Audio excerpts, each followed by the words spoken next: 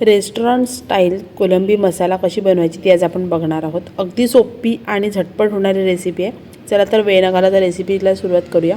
इथे मी कढई घेतली आहे आणि कढईमध्ये थोडंसं तेल टाकून घेत आहे। तेल गरम झाले की त्यामध्ये आपण कांदा टाकून घेणार आहोत। कांदा तुम्ही तुमच्या आवडीप्रमाणे कसाही चिरून घेऊ शकता। खूप मोठा चिरून नका घेऊ, परंतु एक साधारण बारीक असा चिरून घेतला तरी सुद्धा चालेल।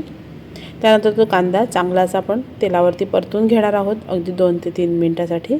कांदा परतत असतानाच आपण ह्यामध्ये आलं लसणाची पेस्ट टाकून घेणार आहोत। मी इथे वाटलेल्या आलं लसणाची पेस्ट करून ठेवलेली फ्रीजमध्ये तीच इथे टाकून घेते। तुम्ही फ्रेश करून घेतली तरी सुद्धा चालेल, ती पण खूप छान लागते। म्हणजे अगदी आबडधोबड वाटलेलं आलं लसूणची टेस्ट जी आहे ती एकदम वेगळीच असते, ती तुम्ही इथे वापरू शकता। चला तर आता हे सुद्धा ह्यामध्ये मिक्स करून घेतलं तर आपण ह्यामध्ये टाकून घेणार आहोत टोमॅटो।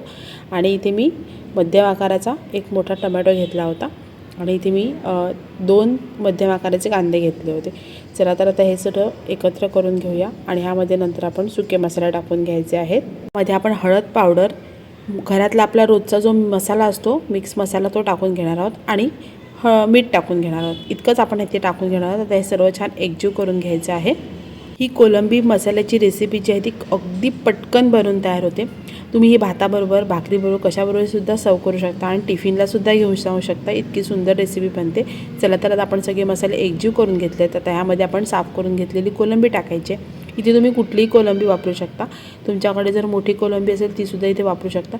मी काही कोलंबीची सालं आहेत ती काढून घेतलीत, काही कोलंबी विदाऊट सालं काढताच टाकली आहे, कारण त्या कोलंबीचा जो फ्लेवर असतो तो छान असा रसामध्ये उतरतो, म्हणून मी ते काहींची सालं काढली नाही आहेत। चला तर आता ही कोलंबीसुद्धा ह्यामध्ये मिक्स करून घेतली आहे।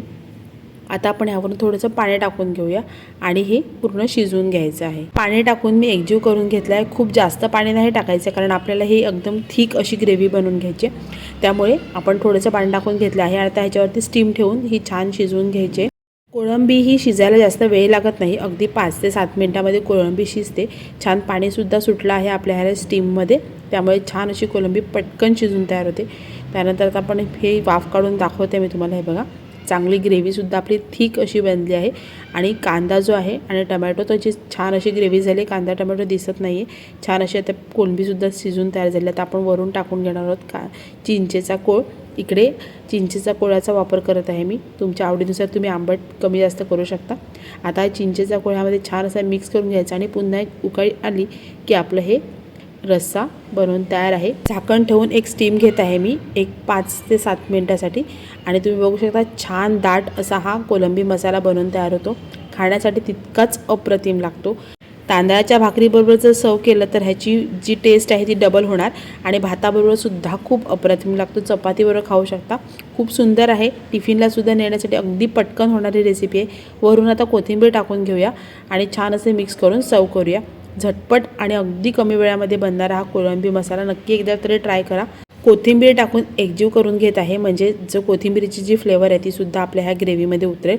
खूप छान वाटतं, नक्की करून बघा। आणि तुम्हाला आजची रेसिपी आवडली असेल लाईक, शेअर, सबस्क्राईब करायला विसरू नका। आणि अशा छान छान झटपट सोप्या रेसिपींसाठी चॅनलला नक्की सबस्क्राईब करा। चला तर कोळंबी सर्व करून घेतली आहे। तुम्ही सुद्धा ह्याचा आनंद घ्या आणि रेसिपी नक्की करून बघा। व्हिडिओ शेवटपर्यंत बघितल्याबद्दल thank you so much for watching. पुन्हा भेटूया नवीन व्हिडिओ बरोबर, तोपर्यंत बाय बाय।